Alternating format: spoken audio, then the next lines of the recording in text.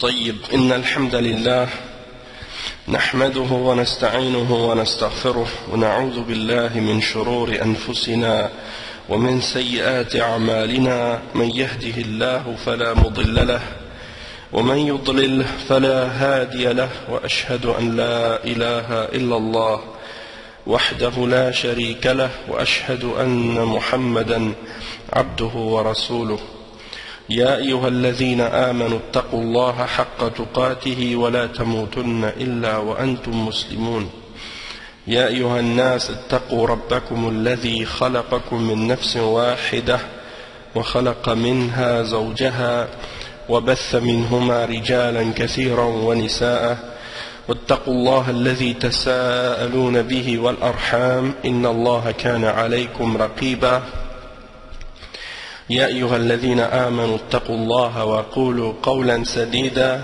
يصلح لكم أعمالكم ويغفر لكم ذنوبكم ومن يطع الله ورسوله فقد فاز فوزا عظيما ما بعد وإن خير الكلام كلام الله وخير الهدي هدي محمد صلى الله عليه وسلم وإن شر الأمور محدثاتها وكل محدثة بدعة وكل بدعة ضلالة وكل ضلالة في النار أما بعد.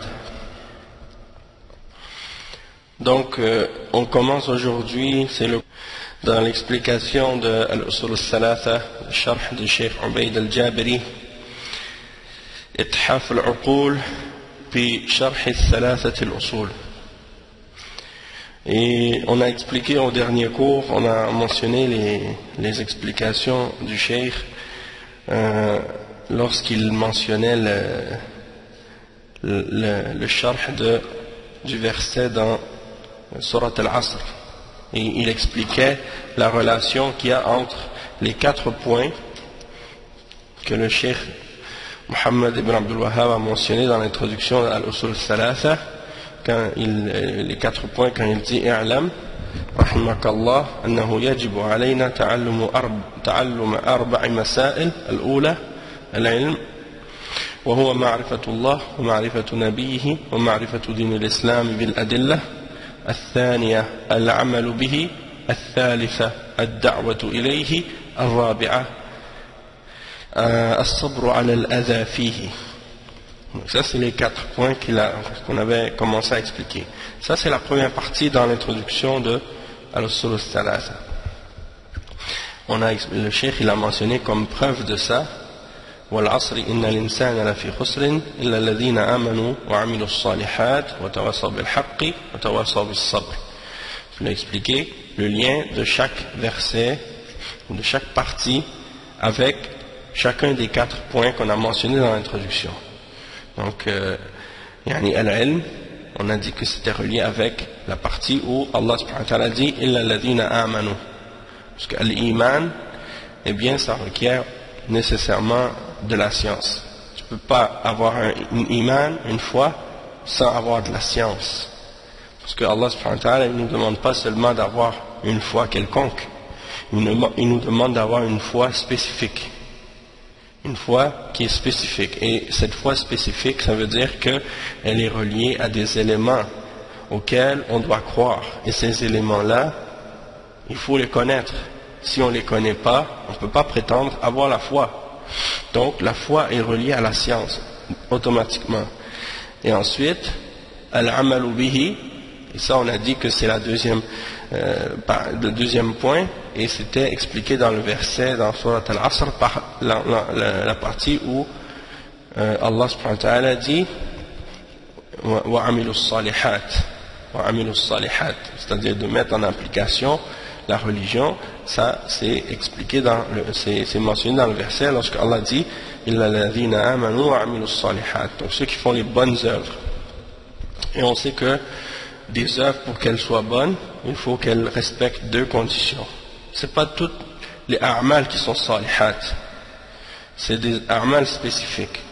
Et pour qu'elles soient salihat, les a'mal, il faut qu'elles soient faites premièrement avec ikhlas, c'est-à-dire avec sincérité et pureté d'intention, c'est-à-dire il faut qu'elle soit faite uniquement pour plaire à Allah et pour le visage d'Allah subhanahu wa ta'ala, sinon elles ne sont pas acceptées. Et Et c'est pas suffisant. Il faut non seulement qu'elle soit faite avec ikhlas, il faut également qu'elle soit faite avec yani al-mutaba'a, c'est-à-dire qu'elle soit faite en accord avec qu'est-ce que le prophète Mohammed sallallahu alayhi wa sallam nous a enseigné et comment le prophète sallallahu alayhi wa sallam nous a montré yani comment mettre en application les adorations d'Allah. Donc il faut que ce soit en accord avec la sunna du prophète sallallahu alayhi wa sallam. Ensuite, on a expliqué que le troisième point c'était ad-da'watu ilayh, c'est-à-dire le fait d'inviter à l'islam. Une fois que tu as eu la science, que tu l'as mis en application, ça ne s'arrête pas là. Ensuite, le troisième point c'était qu'il faut inviter les autres aussi à connaître et à appliquer. Et ça s'appelle en arabe ad-da'wa. Donc ad-da'wa, on a expliqué que yani, c'est mentionné dans le verset dans Surat Al-Asr lorsque Allah subhanahu wa ta'ala dit وَتَوَاسَوْا بِالْحَقِّ. Donc le fait de s'encourager de s'encourager les uns les autres à la patience, à l'endurance, plutôt à la vérité, c'est ça. وَتَوَاسَوْا بِالْحَقِّ, ça veut dire de s'encourager mutuellement les uns les autres à la vérité, et ça implique qu'on s'appelle à la vérité, on fait la da'wa, on appelle les gens à l'islam, on appelle les gens à la sunna, on appelle les gens à faire le bien, on appelle les gens à délaisser les péchés. Ça fait partie de s'entretenir, de s'encourager, de s'enjoindre le bien les uns les autres, de s'enjoindre la vérité aux uns aux autres. Puis la dernière partie, as-sabr ala al-adhafi, oui, c'est dans la dernière partie du verset, dans Surat Al-Asr, wa tawasaw bis-sabr, c'est-à-dire qui s'encouragent les uns les autres, yani, à la patience, à l'endurance. Et on a expliqué également la patience, que ça comprend trois choses dans l'islam. Je ne sais pas si tu te souviens, Mahdi, les trois exemples qu'on a mentionnés par rapport à As-Sabr. Est-ce que tu peux les mentionner, si tu t'en souviens? Naam, barakallahu fik. Donc ça, c'est les trois exemples qu'on avait expliqués par rapport aux maratib, les degrés de la patience dans l'islam. La patience, c'est une des grandes, parmi les grandes adorations. Puis c'est très important de les connaître et de les comprendre. Ensuite, on a expliqué la parole de l'imam al-Shafi'i qui disait que لو ما أنزل الله على يعني حجة على خلقه إلا هذه السورة لكفتهم. Si Allah n'avait pas envoyé autre chose, n'avait pas révélé autre chose comme preuve contre la création, eh bien cette sourate leur aurait été suffisante.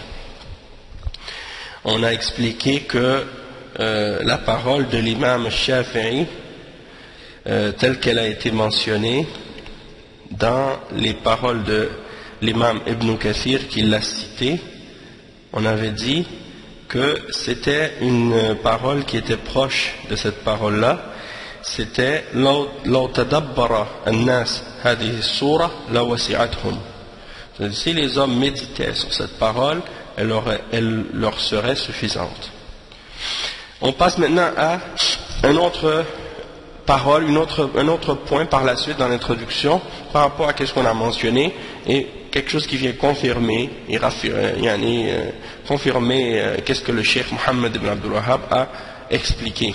Et c'est un point très important, c'est la parole du Cheikh Mohammed ibn Abdul Wahhab ensuite lorsqu'il dit وقال البخاري نعم قال المصنف رحمه الله وقال البخاري رحمه الله باب العلم قبل القول والعمل والدليل قوله تعالى فاعلم أنه لا إله إلا الله واستغفر لذنبك فبدأ بالعلم قبل القول والعمل. Donc ici on voit que le Cheikh Mohammed ibn Abdul Wahhab, il veut prouver et montrer l'importance de la science dans la religion. Et il cite donc les paroles de l'imam al-Bukhari dans son Sahih, dans son recueil de hadiths authentiques, et il dit que l'imam al-Bukhari, il a débuté un des chapitres de son livre par la parole suivante, c'est-à-dire le chapitre au sujet du fait que la science passe avant la parole et l'action. La parole dans l'islam passe avant la science passe avant la parole et passe avant l'action dans l'islam. Et c'est pas juste une affirmation qu'il lance comme ça, il la supporte par une preuve de la révélation. Et la preuve qu'il a mentionnée, c'est quoi? Fa'lam annahu la ilaha illallah wastaghfir li dhanbik. C'est-à-dire, Allah subhanahu wa ta'ala dit dans Surat Muhammad, sallallahu alayhi wa sallam, il dit, sache que rien ne mérite d'être adoré excepté Allah et demande pardon pour ton péché. Donc, sache, c'est un ordre, c'est le verbe impératif en arabe, fa'lam, le verbe impératif de savoir, alima ya'lamu, et qui veut dire donc que Allah nous ordonne de connaître. De connaître quoi?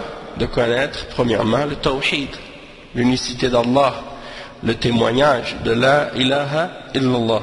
La ilaha illallah qui veut dire que rien ne mérite d'être adoré excepté Allah subhanahu wa ta'ala lui seul. Et ensuite, de demander pardon pour les péchés. Donc ça c'est la preuve que l'action, la connaissance passe avant l'action et la connaissance passe avant la parole.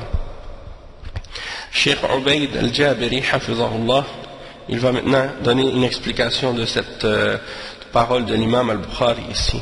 Il dit babun التقدير هذا التقدير هذا باب. Donc quand tu lis dans un livre et que tu lis par exemple babun, après il y a le titre, bab ça veut dire en arabe chapitre. Donc taqdir, qu'est-ce qui est sous-entendu, c'est que ça devrait être écrit hadha babun, ceci est un chapitre, mais on raccourcit, on dit babun, et c'est sous-entendu. Donc ensuite il dit al-ilmu qabla al-qawli wal-amal qabla an yad'u يجب عليه أن يتعلم الدين يتعلم دين الله الذي يدعو إليه. وهنا نقول إن الدعاة أو المنتسبين إلى الدعوة ثلاثة أصناف. Donc le cheikh il dit la science passe avant la parole et l'action, et il dit le cheikh, ça veut dire quoi? Ça veut dire qu'avant d'inviter et d'appeler à l'islam, la personne qui veut faire la da'wah, qui veut inviter les gens à Allah, il doit commencer par apprendre la religion d'Allah auquel il veut appeler les hommes. S'il n'a pas de science, il ne peut pas appeler à l'islam. Et le malheur et le problème de beaucoup de personnes, c'est qu'ils veulent appeler à l'islam sans connaissance. Et ce n'est pas suffisant juste de dire, d'avoir certaines connaissances, mais c'est nécessaire pour la personne qui veut appeler à l'islam d'avoir une connaissance correcte. Parce que beaucoup de prêcheurs aujourd'hui, tu les entends, ils parlent d'Allah. Plusieurs imams dans les mosquées, ils enseignent l'islam, ils disent Qala Allah, ils disent Qala Rasulullah, ils font des khutab, Jumu'ah, ils donnent des durus, ils donnent des conférences, ils écrivent des textes, des livres.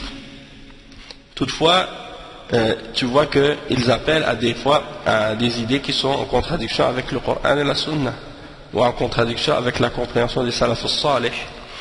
Donc c'est pas suffisant juste d'avoir quelques connaissances. Il y a des gens qui ont énormément de sciences, qui ont mémorisé une grande quantité de hadiths, et qui mémorisent parfois le Coran au complet, et qui peuvent te citer parfois des hadiths, des livres de fiqh, des auteurs, et ainsi de suite. Et pourtant, ils ne sont pas sur la sunna. Donc c'est pas suffisant juste d'avoir de la science et de mémoriser, mais d'avoir une science qui est exacte et correcte. Donc le cheikh il dit, les gens qui invitent à l'islam ou qui prétendent appartenir à la da'wah et à l'invitation à l'islam sont de trois catégories.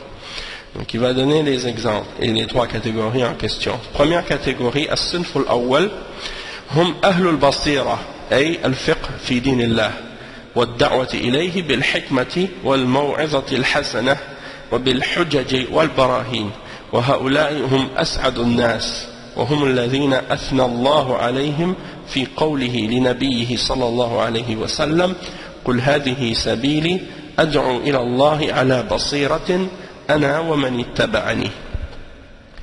Donc la première catégorie sont ceux qu'on appelle Ahlul Basira, c'est-à-dire ceux qui détiennent la compréhension et la science, ceux qui ont la compréhension de la religion d'Allah subhanahu wa ta'ala.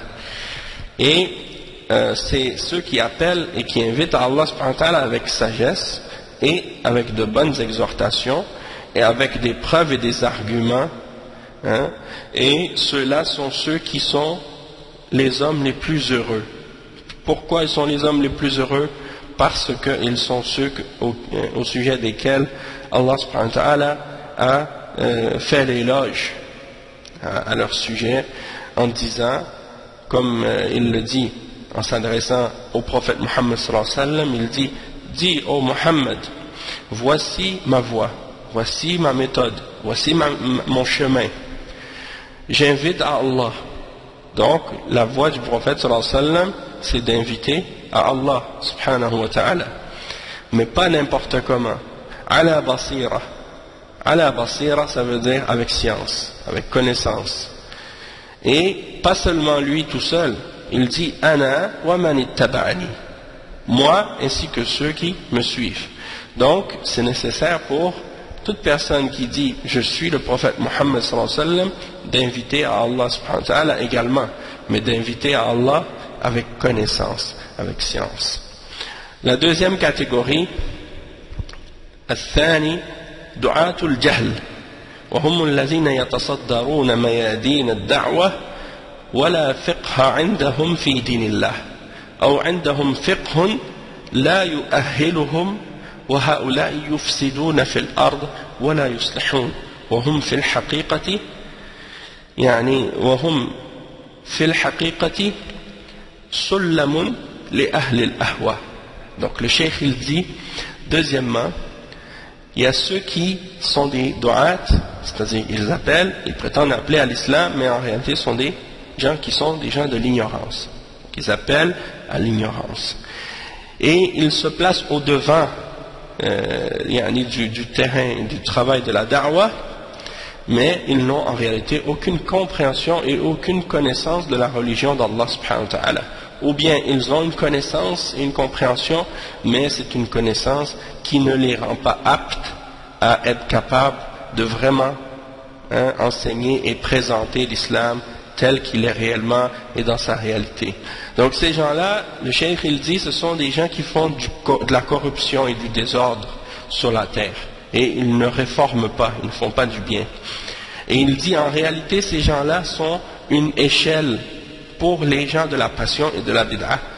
Et c'est souvent sur eux que montent justement les gens de la passion pour égarer les gens. Parce que souvent c'est ça ce que tu remarques, il y a des prêcheurs parfois qui sont qui font pas nécessairement, disons, partie d'un groupe de bid'a, ou qui sont pas nécessairement, par exemple, avec les Ikhwan al-Muslimin, par exemple les frères musulmans, ou avec d'autres groupes de différentes tendances. Ils ne sont pas nécessairement avec eux directement ou membres de leur parti. Ils n'ont pas leur carte de membre là pour dire oui ça y est, je suis membre des Ikhwan, j'ai donné bay'a, j'ai donné allégeance à leur fondateur, à leur cheikh ou à leur chef ou à leur murshid comme ils l'appellent. Sauf que, étant donné qu'il est ignorant, il n'a pas de base, il ne connaît pas bien comme il faut la différence entre la vérité et le faux, il appelle avec ignorance, et bien ces groupes et ces individus profitent de lui, profitent de son ignorance, profitent de sa naïveté. Parce que c'est possible que ce prêcheur-là, même s'il est ignorant de la réalité de la religion, étant donné qu'il est un bon orateur, il parle bien, il s'exprime bien, il divertit beaucoup les gens, disons, il attire les foules et les masses.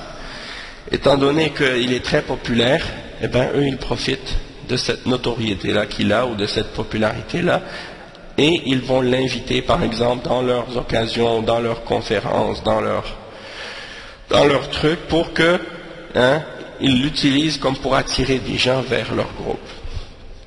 Et lui, il ne sait même pas qu'il est en train de se faire utiliser. Allah musta'an.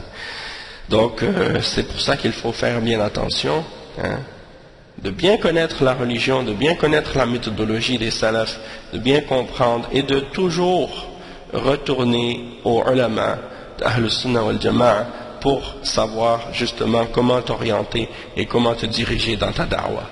Parce que si tu ne retournes pas aux ulama, eh bien tu vas te faire manger. Hein? Tu vas te faire manger comme les requins mangent les petits poissons, ben c'est comme ça que tu vas te faire manger par les gens de bid'a. La troisième catégorie, الصنف الثالثة الصنف الثالث دعاة الفتنة والضلال ودعاة الانحراف دعاة الفتنة والضلال دعاة الانحراف. C'est-à-dire que la troisième catégorie, c'est des gens qui appellent à la fitna, qui appellent à l'égarement et qui appellent à la déviation. Et donc ce sont les gens de la bid'a, les gens de l'égarement, parmi les sectes et parmi les groupes de bid'a. Et il ne faut pas oublier aussi qu'il y a aussi même des kuffars qui sont des du'at. Chrétiens qui sont des du'at, il y a des juifs qui sont des du'at, il y a des athées qui sont des du'at. Parmi les kuffars, il y a des du'at. Ils invitent au kufr, ils invitent au shirk, ils invitent à l'égarement, ils invitent à la laïcité, ils invitent à toute idéologie ou principe qui contredit l'islam. Et il y a également parmi les musulmans des gens qui font partie de sectes de bid'a et qui appellent aussi à une déviation et à de l'égarement, qui appellent parfois même au shirk et qui appellent parfois même au kufr au nom de l'islam.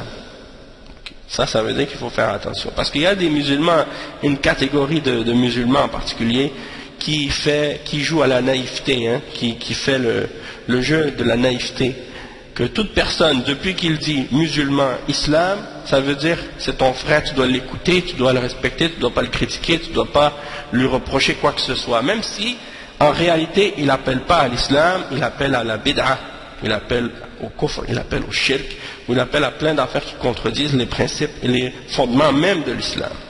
Donc ça, c'est une catégorie de jeunes musulmans qui sont, comme on dit, facilement influençables et malheureusement très ignorantes. Donc il faut que ces jeunes-là soient éduqués et enseignés pour que justement ils soient protégés et préservés contre les groupes de l'égarement. Le cheikh, il donne des exemples de catégories de gens qui appellent à l'égarement. Il dit أول فرقة خاضت هذا الميدان هم السبائية أصحاب عبد الله بن سبأ اليهودي اليمني الذي أسلم نفاقا. Donc il dit la première catégorie de groupes qui sont rentrés dans cette catégorie ou dans ce domaine d'égarement et qui appelaient à l'égarement et à la fitna, c'est ceux qu'on appelle as-saba'iyya. Ça c'est, on peut dire même, une des premières sectes qui est apparue dans l'islam.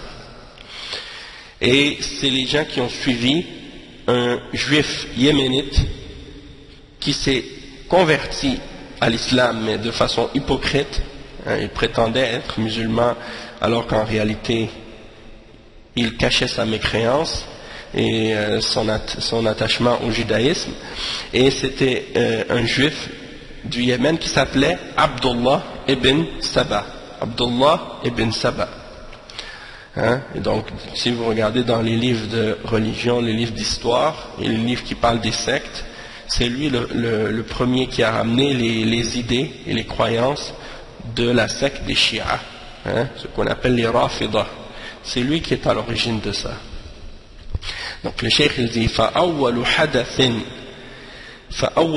حدث أحدثوه في الإسلام تحريض الناس على أمير المؤمنين وثالث الخلفاء الراشدين عثمان بن عفان رضي الله عنه حتى قتلوه تحريض وتهييج حتى قتل الخليفة وهؤلاء هم أي السبائية سلف الثوريين إلى اليوم لأن من أصول أهل السنة والجماعة اجتماع الكلمة على من ولاه الله أمر المسلمين وعدم شق العصا وعدم شق العصا وعدم تفريق الكلمة. Donc le cheikh il dit la première bid'a qui a été inventée et ramenée dans l'islam, c'est la bid'a d'inciter. Une des premières bid'a qui a été ramenée dans l'islam, c'est la bid'a d'appeler ou d'inciter les gens contre le dirigeant musulman. Contre le dirigeant musulman. Et à cette époque-là, c'était qui le dirigeant musulman? C'était Uthman ibn Affan, Amir al-Mu'minin, le troisième parmi les Khulafa al-Rashidin, celui qu'on appelle Dhun Nurayn, parce qu'il avait épousé deux des filles du prophète Muhammad sallallahu alayhi wa sallam, on l'a appelé Dhun Nurayn, celui qui avait les deux lumières. Donc ils ont incité les gens contre le dirigeant jusqu'à ce qu'ils le tuent. Et donc, ils ont parlé contre le dirigeant, menti contre le dirigeant, incité les gens à se révolter contre le dirigeant, jusqu'à ce que le dirigeant soit assassiné. Et c'était Uthman ibn Affan. Donc ça, c'est la voie de ceux qu'on appelle as-Saba'iyya. Abdullah ibn Saba, on dit que c'est lui le fondateur de la secte des Rafida, des Shia. Mais en même temps aussi, comme les ulama des salaf, ils ont dit, tous les groupes de bid'a, toutes les sectes, tous les groupes de bid'a, ils se sont tous mis d'accord sur la révolte contre les dirigeants. Peu importe la secte. Même si ce ne sont pas, ou leur bid'a principale, c'est pas la bid'a des Khawarij, de faire le takfir, puis de sortir contre le dirigeant, mais tu constates que même Abdullah ibn Saba, il a été justement une des premières causes dans justement la propagation de cette bid'a, qui est la même que celle des Khawarij, c'est-à-dire d'appeler à se révolter et d'inciter les gens contre le dirigeant. Et ça a amené les gens à faire quoi? À assassiner leur dirigeant. Et est-ce que Uthman ibn Affan était un dirigeant injuste? Non. Est-ce qu'il jugeait par autre que la charia d'Allah? Non. Alors pourquoi est-ce qu'il se justifiait? Comment il se justifiait? Ou pourquoi il permettait de se révolter contre lui? C'est pour ça qu'on dit aujourd'hui, n'importe quel individu qui a pu se révolter contre les Khulafa al-Rashidin, contre Uthman ibn Affan, ou bien contre Ali ibn Abi Talib, eh bien, il peut se révolter contre n'importe quel dirigeant, peu importe sa piété, peu importe sa justice, peu importe qu'il soit honnête et fiable et qu'il soit une personne juste. Parce que même s'il est juste, comme Uthman ibn Affan, ils vont lui trouver des fautes. Et même s'il est juste, comme Ali ibn Abi Talib, ils vont lui trouver des fautes. Et ils vont mentir contre lui. Parce que les Khawarij, du moment que tu n'es pas d'accord avec eux, peu importe que tu sois juste et honnête et que tu sois un dirigeant qui juge selon le Coran et selon la Sunna, du moment que tu n'es pas avec eux, tu n'es pas sur la vérité. Même si tu es un khalifa parmi les Khulafa al-Rashidin, même tu es parmi les Mubashirin bil Jannah, tu fais partie de ceux que le prophète sallallahu alayhi wa sallam avait promis qu'ils seraient au paradis. Il a annoncé qu'ils seraient au paradis. Uthman et Ali radiyallahu anhuma, tous les deux sont des Mubashirin bil Jannah. Ça leur suffit pas. Ça suffit pas ça aux Khawarij. Il faut que tu sois avec eux, sinon tu n'es pas sur la bonne voie. Et donc c'est pour ça que le cheikh il dit ici, le salaf des révolutionnaires d'aujourd'hui, et des gens qui appellent aux révoltes et aux manifestations et au renversement des dirigeants et des gouvernements aujourd'hui dans le monde musulman, sont leurs salaf, leurs prédécesseurs, c'est qui? C'est as-Saba'iyya, c'est Abdullah ibn Saba, c'est les Khawarij, c'est les Rafida, c'est les gens de bid'a de ces catégories-là. Parce que parmi les fondements de Ahl Sunnah wal Jama'a, un des plus importants parmi les fondements de Ahl Sunnah wal Jama'a et des Salaf al-Salih, c'est qu'on doit se réunir sur la vérité et d'être unis autour de notre dirigeant, celui à qui Allah a donné le pouvoir sur nous, et de ne pas briser l'autorité et l'unité des musulmans, et de ne pas diviser la parole des musulmans, c'est-à-dire de ne pas se révolter contre le dirigeant. فالثوريون من بني جلدتنا أخذوا هذا الجانب من السبائيين وأحداثهم في الإسلام كثيرة وأحداثهم في الإسلام كثيرة الزندقة الرفض وغير ذلك. Donc le cheikh il dit les révolutionnaires de nos peuples dans les pays musulmans, ils ont pris cet aspect des Sabaïyines, de la secte des Sabaïya, et ils ont inventé et ramené dans l'islam beaucoup d'égarements et beaucoup de bid'ah, l'hérésie, différentes formes de zandaqa, d'hypocrisie, al-rafd, la bid'ah des rafidah, qui font le takfir des sahaba, qui les insultent et qui font de ça une adoration. Ils font de l'insulte des sahaba une adoration pour Allah, yani Allah al-Musta'an, et d'autres également.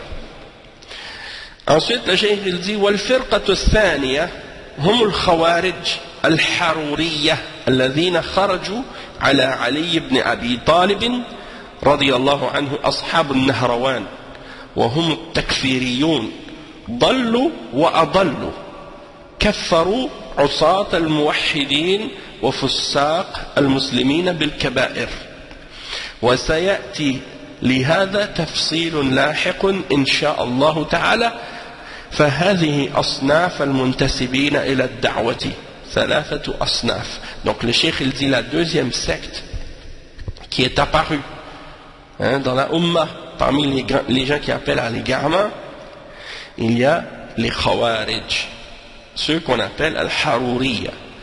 On les appelait Haruriya à l'époque, pourquoi? À l'époque des Sahaba, on les appelait Al-Haruriya parce qu'ils sont apparus, où ils se sont rassemblés à un endroit qu'on appelle Harura, près de l'Irak. Et ils se sont préparés pour attaquer et combattre Ali ibn Abi Talib, radiyallahu anhu. Pourquoi? Parce qu'ils ont dit, ils ne jugent pas par la loi d'Allah. Ils ont dit que Ali, radiyallahu anhu, il ne juge pas par la loi d'Allah. Il prend des hommes comme juges dans la religion d'Allah. Donc ils ont sorti avec le slogan La hukma illa lillah. Inil hukma illa lillah. Imaginez. Donc c'est pas vrai comme certains khawarij aujourd'hui qui disent non, nous on sort aujourd'hui contre les dirigeants parce qu'ils ne jugent pas selon la loi d'Allah. Ils prétendent que ça c'est suffisant pour justifier le takfir des dirigeants.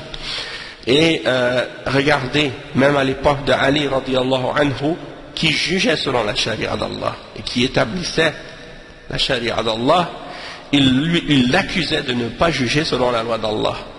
Subhanallah. Donc si Ali radiyallahu anhu, selon les Khawarij, il ne jugeait pas par la loi d'Allah, est-ce qu'il y aura par la suite un dirigeant qui va juger par la loi d'Allah mieux que Ali radiyallahu anhu? Non. Donc ça veut dire que c'est des gens de bid'a et d'égarement qui suivent leur passion. C'est pour ça que les ulama, quand ils parlent des Khawarij et des gens de bid'a en général, ils les appellent Ahlul Ahwa, les gens de la passion. Parce que ce sont des gens qui ne suivent pas les preuves du Coran et de la Sunna, mais qui suivent uniquement leurs désirs et leurs passions. Ensuite, le cheikh il dit, ce sont les gens qu'on appelle Ashab al-Nahrawan. Ils ont combattu contre Ali ibn Abi Talib dans un endroit qu'on appelle al-Nahrawan. C'est pour ça qu'on les appelle les gens de la bataille de al-Nahrawan. Ils ont été exterminés. Ils ont été exterminés par les Sahaba à ce moment-là. Mais comme le prophète sallallahu alayhi wa sallam avait dit, avait annoncé que les Khawarij, ils ne vont pas être là une fois puis disparaître par la suite. Non, ils vont réapparaître à chaque fois dans l'histoire. C'est pour ça que à chaque période de l'histoire de l'islam, tu vois toujours des Khawarij qui réapparaissent. Et le prophète sallallahu alayhi wa sallam a dit, chaque fois que leur corne va pousser, elles seront coupées. Et on voit qu'à chaque époque, justement, à chaque fois qu'ils sortent, ils sont coupés. Hein? Jusqu'à ce que les derniers d'entre eux sortent pour combattre avec le Dajjal. Ils vont être les alliés du Dajjal. Et ils vont suivre le Dajjal. Ils vont penser que le Dajjal défend la vérité, Allah al-Musta'an, puis ils vont le suivre.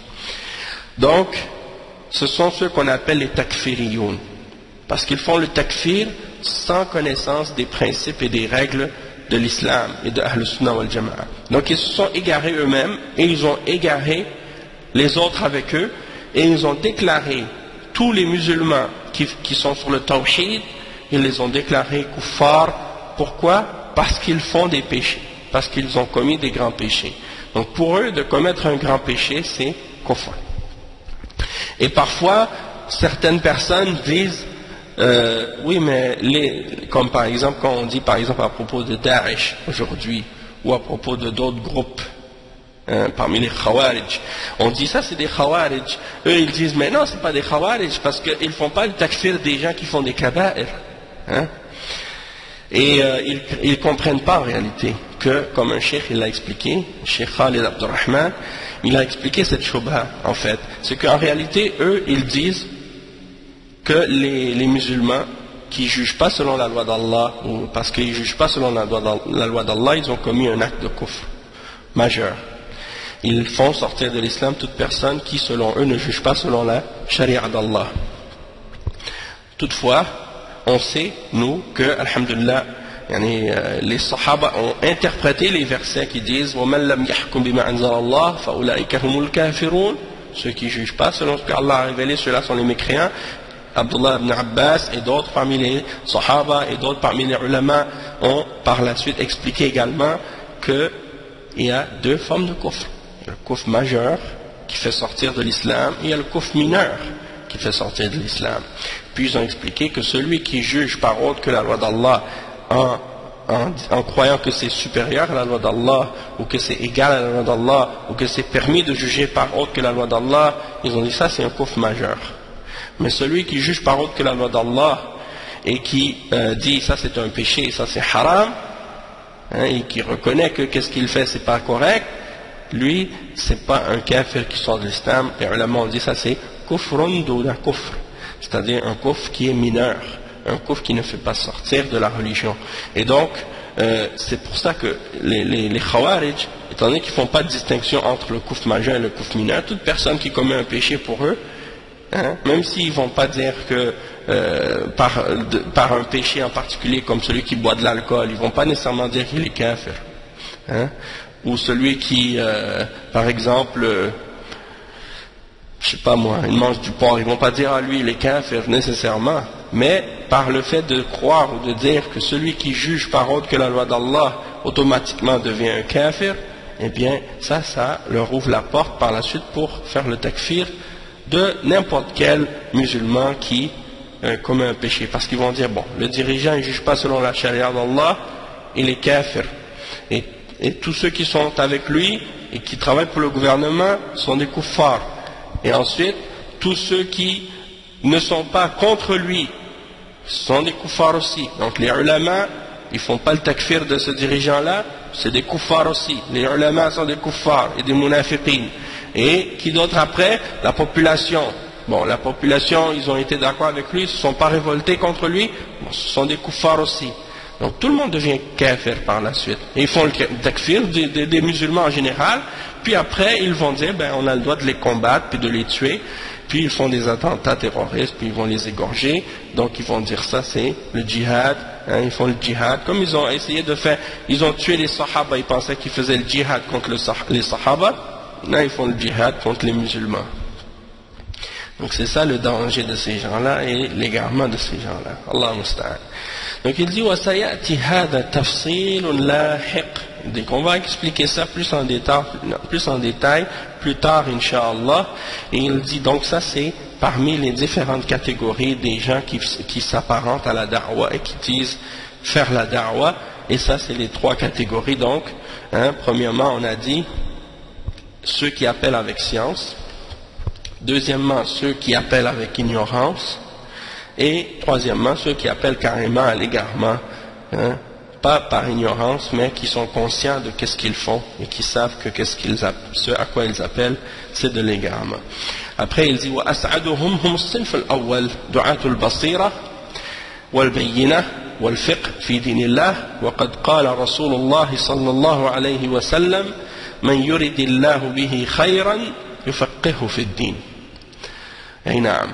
Donc le cheikh il explique, il dit qui est la personne la plus heureuse, la personne la plus heureuse de ces trois catégories là, c'est la première catégorie, ceux qui appellent à Allah et qui invitent à Allah avec connaissance, avec compréhension de la religion d'Allah, comme le prophète Muhammad sallallahu alayhi wa sallam a dit, celui pour qui Allah veut du bien, il lui donne la compréhension de la religion. Non. Donc celui qui veut connaître plus des détails au sujet des sectes, le cheikh il donne référence par rapport à ça à un livre qui s'appelle Al-Farq Bayn Al-Firaq, écrit par Al-Baghdadi, ou bien Al-Fasl Bayn Al-Milal, écrit par Ibn Hazm. Ça c'est des livres qui élaborent sur les sectes. Non. Ok, donc on a expliqué ça. Maintenant le cheikh il parle maintenant du verset que l'imam al-Bukhari a mentionné. C'est le verset dans Surat Muhammad, fa'lam annahu la ilaha illallah wastaghfir li dhanbik. C'est le verset 19 dans Surat Muhammad. Donc le cheikh Ubayd il dit فالشيخ رحمه الله بين الشاهد فقال فبدأ بالعلم قبل القول والعمل فاعلم أنه لا إله إلا الله واستغفر لذنبك.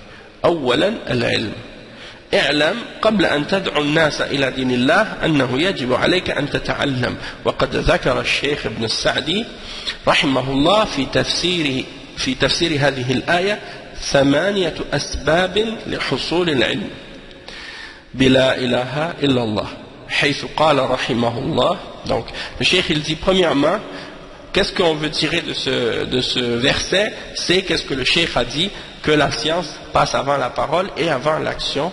Donc premièrement tu dois avoir la science. Fa'lam, sache que rien ne mérite d'être adoré excepté Allah et demande pardon pour ton péché. Donc le cheikh il dit, donc sache que si tu veux inviter les gens à Allah et à la religion d'Allah, premièrement il est obligatoire pour toi d'apprendre. Et le cheikh al-Sa'di dans son tafsir, je ne sais pas si vous connaissez Cheikh Abdurrahman al-Sa'di, c'est un des grands ulama et c'était le cheikh de l'imam Muhammad ibn Salih al-Uthaymin. Donc c'était son cheikh, c'était son professeur. Donc Cheikh al-Sa'di il a un tafsir s'appelle Taysir al-Karim al-Rahman. C'est un des vraiment très très bons tafsirs, et surtout pour ceux qui débutent, si on veut, dans l'apprentissage du tafsir et dans l'étude du tafsir, parce qu'il est vraiment simple. Il est simple et en même temps il est très profond. Il a une grande profondeur, malgré sa simplicité. Donc c'est un très très très bon tafsir. Donc Cheikh al-Sa'di il explique ce verset-là et il ramène, pour expliquer les causes ou les moyens par lesquels on peut obtenir de la science et comprendre la signification de la ilaha illallah, il ramène 8 moyens. 8 moyens pour comprendre comment comprendre la ilaha illallah et avoir la science à propos de la ilaha illallah. Donc le cheikh il les énumère maintenant en se basant sur les paroles de Cheikh Abdurrahman al-Sa'di dans son tafsir. Donc il dit أحدها بل أعظمها تدبر أسمائه وصفاته وأفعاله الدالة على كماله وعظمته وجلاله فإنها توجب بذل الجهد في التأله له والتعبد للرب الكامل الذي له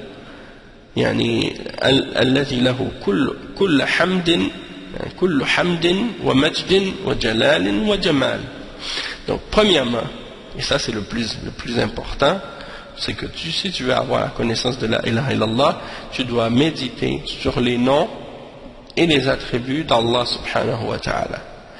et également sur les actions que Allah subhanahu wa ta'ala fait qui indiquent sa perfection, sa grandeur et sa majesté. Et ça c'est également quelque chose qui t'incite et qui te pousse à faire beaucoup d'efforts par la suite à adorer Allah subhanahu wa ta'ala, et de faire beaucoup d'adoration pour ce maître, ce Seigneur, ce Créateur parfait, celui qui détient toute la louange, toute la majesté et toute la beauté. Donc ça c'est le premier point, de méditer sur les noms et les attributs d'Allah subhanahu wa ta'ala. الثاني العلم بأنه تعالى هو المنفرد بالخلق والتدبير فيعلم بذلك أنه المنفرد بالألوهية. Donc deuxièmement, d'avoir la connaissance que Allah subhanahu wa ta'ala c'est lui seul qui détient le pouvoir de créer et de gérer qu'est-ce qui se passe dans l'univers. Et donc en ayant la connaissance de cela, tu vas avoir également la connaissance par conséquent du fait que c'est seulement Allah subhanahu wa ta'ala qui mérite d'être adoré, puisque c'est lui seul qui a le contrôle sur l'univers, c'est lui seul qui a tout créé. Donc pourquoi tu vas aller adorer quelqu'un d'autre que lui? C'est ça que ça veut dire. Une fois que tu as compris que c'est Allah le seul maître, le seul créateur, eh bien ça implique nécessairement et obligatoirement que personne d'autre que lui ne mérite d'être adoré. Donc ça c'est le deuxième point. Le troisième point, al-ilmu bi'annahu al-munfaridu bin-ni'ami adh-dhahirati wal-batinah ad-diniyya wad-dunyawiyya fa inna dhalika yujibu ta'alluq al-qalb bihi wa mahabbatihi wat-ta'alluhi lahu wahdahu la sharika lah. Donc le troisième point, c'est que tu dois connaître et savoir que Allah subhanahu wa ta'ala, c'est lui seul qui donne aux hommes les grâces apparentes et cachées, religieuses ou de la vie d'ici-bas, des choses de la vie, des grâces de la religion ou les grâces de la vie. Hein? Donc, si tu es conscient de ça, que toutes les grâces que tu peux obtenir, qu'elles soient apparentes ou cachées, religieuses ou mondaines, lorsque tu es convaincu de ça et que tu sais ça avec certitude, ton cœur va rester accroché à Allah subhanahu wa ta'ala seul. Et tu vas aimer Allah subhanahu wa ta'ala et tu vas avoir un attachement à Allah subhanahu wa ta'ala et tu vas l'adorer lui seul et rien d'autre que lui. Parce que tu sais qu'il n'y a rien qui peut t'atteindre comme grâce ou bien quelconque dans la vie d'ici-bas excepté que ça vient d'Allah seul. Donc tu ne vas pas t'accrocher aux créatures, tu ne vas pas t'attacher aux hommes, tu ne vas pas t'attacher à ce que les hommes possèdent. Au lieu de ça, tu vas t'accrocher ton cœur à Allah subhanahu wa ta'ala. Tu vas mettre ta confiance en Allah subhanahu wa ta'ala pour obtenir tout ce que tu désires. Hein?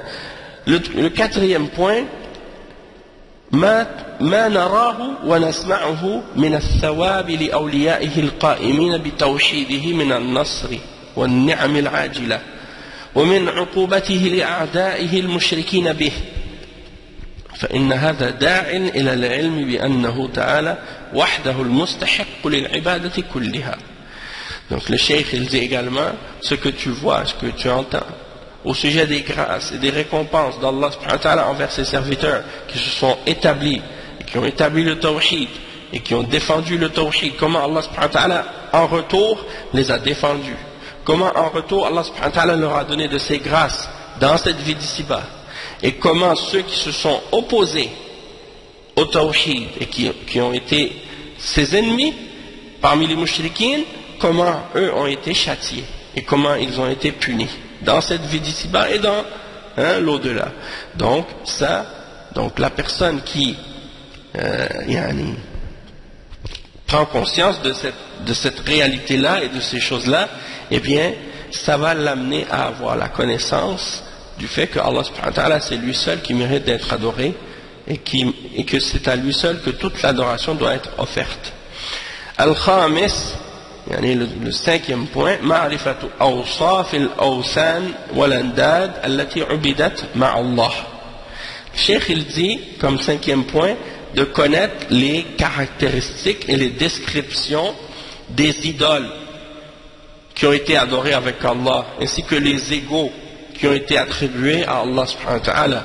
Il dit وَاتُّخِذَتْ إِلْآلِهَا, et qui ont été prises comme idoles ou comme divinités.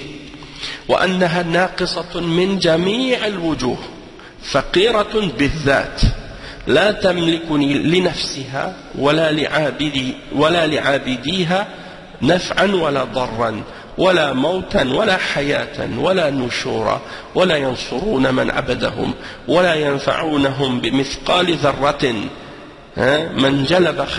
من جلب خير أو دفع ضر فإن العلم بذلك يوجب العلم بأنه لا إله إلا الله وبطلان إلهية من سواه.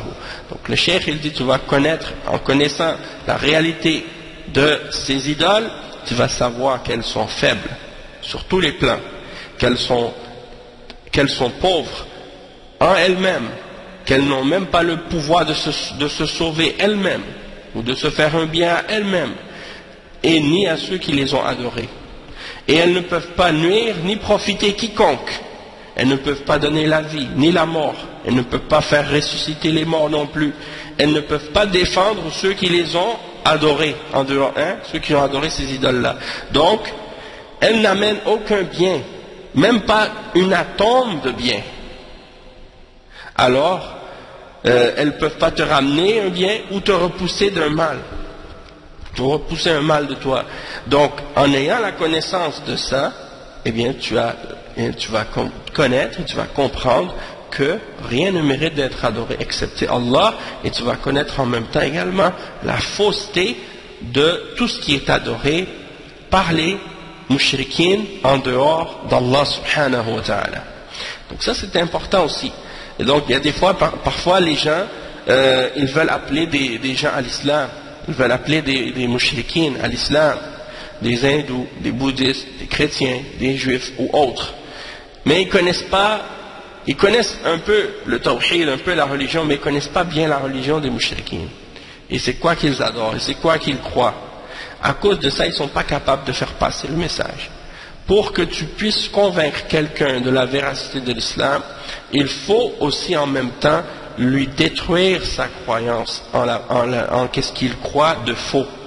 Et tu dois lui faire prendre conscience et réaliser et voir clairement que ce en quoi il croit est contraire à la vérité. Donc il faut pour ça connaître sa religion, connaître ses croyances. Ça c'est nécessaire, c'est fondamental pour quelqu'un qui appelle à Allah subhanahu wa ta'ala. Après le cheikh il dit as-sadis, sixièmement, ittifaq kutubillah ala dhalik wa tawatu'iha alayhi. Donc le cheikh il dit comme sixième point, il faut comprendre également parmi les choses qui t'aident à connaître la ilaha illallah, c'est que tous les livres d'Allah qu'il a révélés sont tous d'accord sur ça, sur le tawhid. Et il confirme ce point-là. Tu regardes même aujourd'hui le livre que les juifs, les chrétiens, là, ils prétendent suivre, qui a été falsifié, la Torah et les évangiles, eh bien tu trouves des traces de tawhid dedans quand même. Même si il a été changé et falsifié, il y a dedans des traces du tawhid d'Allah et de l'enseignement des prophètes qui confirment que qu'est-ce que l'islam enseigne à propos d'Allah subhanahu wa ta'ala et de l'unicité d'Allah dans l'islam, que ça c'est la vérité. Et que eux ont contredit ces enseignements-là des prophètes.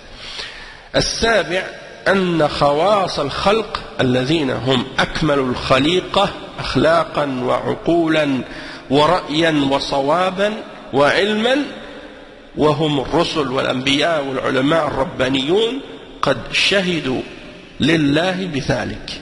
Donc, septièmement, que les élites parmi les créatures, les plus parfaites parmi les créatures d'Allah, en comportement et en création et en raison et en opinion et en position et en science, ce sont qui? Les prophètes d'Allah, les messagers d'Allah subhanahu wa ta'ala et les ulama al-rabbaniyin, les ulama qui enseignent la religion d'Allah et qui l'appliquent. Et ils ont témoigné de l'unicité d'Allah subhanahu wa ta'ala. Donc ils en sont témoins du tawhid eux aussi. Il dit الثامن, huitièmement, ما أقامه الله من الأدلة الأفقية والنفسية التي تدل على التوحيد أعظم دلالة تنادي عليه بلسان حالها بما أودعها من لطف صنعته وبديع حكمته وغرائب خلقه. Donc, huitième point, il dit, c'est ce que Allah subhanahu wa ta'ala a établi comme preuve dans la création et dans l'être, dans ton être, dans ta personne. Il a établi des preuves qui indiquent le tawhid et qui sont parmi les plus importantes des preuves du tawhid. Tu observes la création d'Allah, tu observes ce qu'Allah a créé, les cieux et la terre, le soleil, la lune, le jour et la nuit, et ainsi de suite, et observe-toi comment Allah t'a créé ton corps, et observe tous ces signes que Allah a mis autour de toi. Ça, c'est parmi les plus grandes preuves de l'unicité d'Allah, et ces choses-là qu'Allah a créées, elles appellent par elles-mêmes dans leur état, quand tu médites et quand tu observes à quel point elles ont été créées d'une manière avec beaucoup de finesse et avec expertise et avec perfection, et comment elles ont été bien créées. Ça t'indique et ça confirme que Allah seul qui peut faire ça et que c'est Allah seul qui mérite d'être adoré. Donc il dit le cheikh wa ayatul bab تمامها قوله تعالى وللمؤمنين والمؤمنات والله يعلم متقلبكم ومثواكم. في الآية غير ما تقدم من العلم بلا إله إلا الله وهو العلم بمعناها والعمل بمقتضاها أي ما تدل عليه وما تبطله من العباد أمران آخران واستغفر لذنبك وللمؤمنين والمؤمنات دليل على أن الفاسق الملي عاصي الموحدين لا يخرج من مسمى الإيمان وهذا ما أجمع عليه أهل السنة والجماعة فقالوا في الفاسق الملي إنه مؤمن بإيمانه فاسق بكبيرته. Donc le cheikh il dit dans le verset qu'on a cité, sache que rien ne mérite d'être adoré excepté Allah, puis demande pardon pour tes péchés. Dans ce verset-là, il y a une continuation après, et ça dit ainsi que pour les croyants et pour les croyantes. Ça dit demande pardon pour ton péché, ainsi que pour les croyants et les croyantes. Wallahu ya'lamu mutaqallabakum wa mathwaakum. Allah subhanahu wa ta'ala connaît vos retournements, comment vous bougez, comment vous changez de position, et votre conclusion et comment vous allez terminer. Et donc dans ce verset, il y a d'autres choses en plus de la connaissance de la ilaha illallah. Ça implique également la connaissance bien entendu la signification de la ilaha illallah. Ça c'est fondamental. Il faut connaître la signification de la ilaha illallah. Il faut également agir selon ce que la ilaha illallah implique. C'est pas suffisant juste de dire la ilaha illallah. Il faut savoir ce que ça veut dire. Il faut agir selon ce que ça implique. C'est-à-dire ce que la ilaha illallah indique et ce que la ilaha illallah vient annuler. Tu dois connaître ça. Et donc, il y a deux autres choses aussi. C'est le fait que Allah subhanahu wa ta'ala dit et demande pardon pour ton péché, ainsi que pour les croyants et les croyantes. Il y a une preuve là-dedans que la personne parmi les musulmans qui est pécheur, mais qui est sur le tawhid, il dit la ilaha illallah, mais il commet des péchés, eh bien il ne sort pas de la foi. On peut quand même dire à son sujet que c'est un croyant, même s'il commet des péchés. Il ne sort pas de la foi, il ne devient pas mécréant parce qu'il commet des péchés. Et ça c'est quelque chose sur lequel les gens d'Ahl Sunnati wal Jama'a sont tous d'accord. Et ils se sont tous unis là-dessus, il y a un consensus sur ce point-là, il n'y a aucune contradiction chez les ulama d'Ahl Sunnah à ce sujet-là, c'est-à-dire qu'ils ont tous dit que le musulman pécheur, il est croyant par sa foi et pécheur par son péché. Naam. Donc je pense qu'on va s'arrêter ici. On va s'arrêter ici pour le cours d'aujourd'hui parce que il y a d'autres choses à dire, il y a d'autres choses à expliquer que le cheikh va expliquer, mais il reste encore une bonne partie. Donc, étant donné qu'on a déjà fait 1 heure, donc on va s'arrêter pour que ce ne soit pas inutilement trop long, puis on continuera samedi prochain, Inch'Allah. Donc on va s'arrêter ici. Subhanakallahumma bihamdik. Ashhadu an la ilaha illa ant.